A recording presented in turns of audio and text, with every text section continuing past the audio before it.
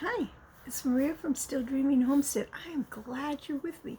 So today is the day that we get to do a Bible story.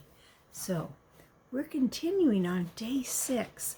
God has been creating the world and He's made everything in it so far. But it's going to be like a gift for the ones He's making next. So I want to ask you, have you ever planned a special surprise for your mom? Maybe you got to go to the store and buy her something you really thought she would like, or maybe you made it. Maybe you helped make a cake for her, or cookies, or maybe you made her a sandwich. Maybe you drew a picture, or you planted a flower for her. There are so many things. And I know that you can do so many things. So I'm not sure what you did. You can think about that. And when you do, I want you to realize that God has been planning this special gift for the ones He's making.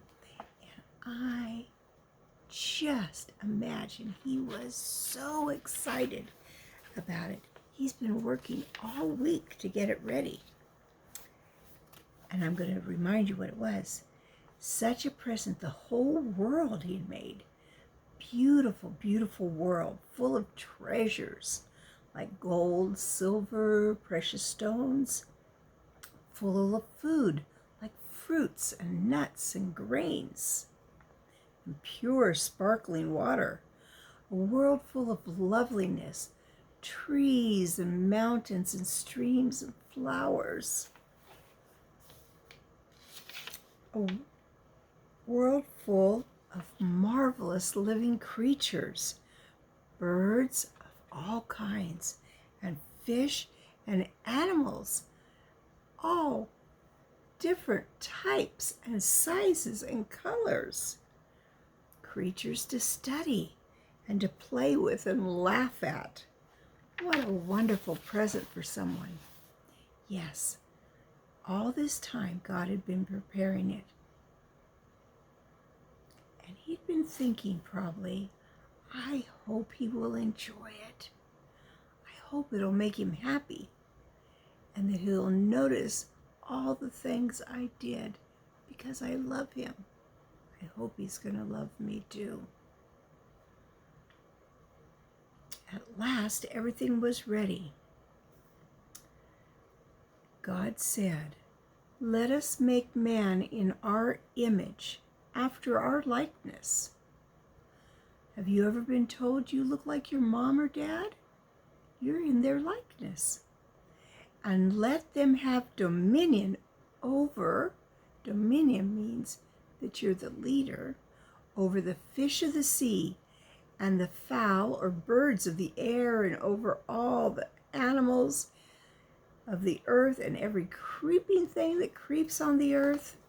So God created man in His own image. In the image of God, He created him male, that's boys, and female, that's girls. So He created a man and a woman in His own image, like God. How very wonderful. Now, they had many characteristics like God, but they weren't God themselves. They were people.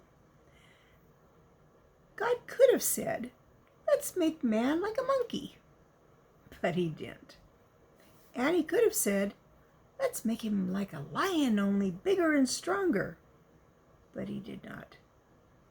And He could have said, "Make him like an eagle, with strong wings so he can soar through the sky up above the highest mountains." But He didn't say that either. Instead, God chose to make man like Himself. He could have given him greater honor, He couldn't have given him any greater honor. They couldn't have shown him any greater love. And the Lord formed man out of the dust of the ground. Now, when God made the animals and the birds, he just said it, and there they were. They came leaping and springing out of the earth at the sound of his voice. But with man, it was different. God formed him. Have you ever made something with clay or with Play-Doh? I think it was kind of like that. With all the wisdom God had, and with great patience and tenderness, he molded a noble head, the kind face, the strong body. He built into him something more wonderful than television, the power to see, something more wonderful than a radio, the power to hear, and something more wonderful than radar, the power to think and talk and remember. Best of all, God made it possible for him to love and laugh and worship.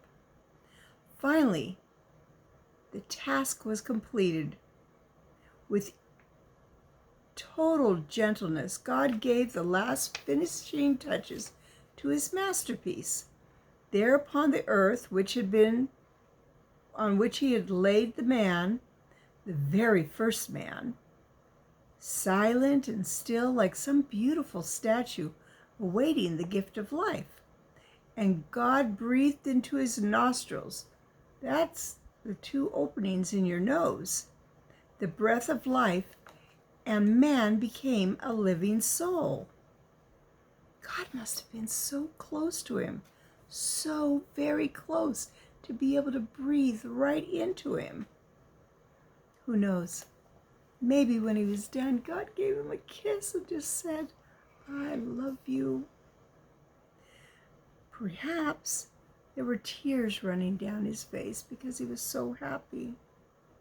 When he bent over his wonderful creature, he had made him so like himself, so dear to his heart.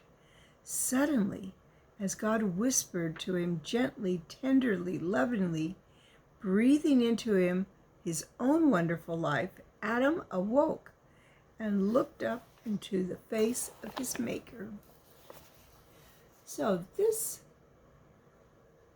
is a picture that the artists drew of what they think the first man might have looked like. So I don't know what he looked like, but I'm sure being made in the image of God, he was perfect. And he could have had any color of skin or hair or eyes. That isn't what made him special. What made him special was that God chose him to be made in his likeness. So I'm going to end for now. That is the end of chapter 8. So in a couple days, I'll read the next chapter. I hope you enjoyed this, and I hope that you know God made all of this special for you too, because he loves you so much. I do too, and I hope that you always keep dreaming, keep a story in your heart. All right, I love you. Bye-bye.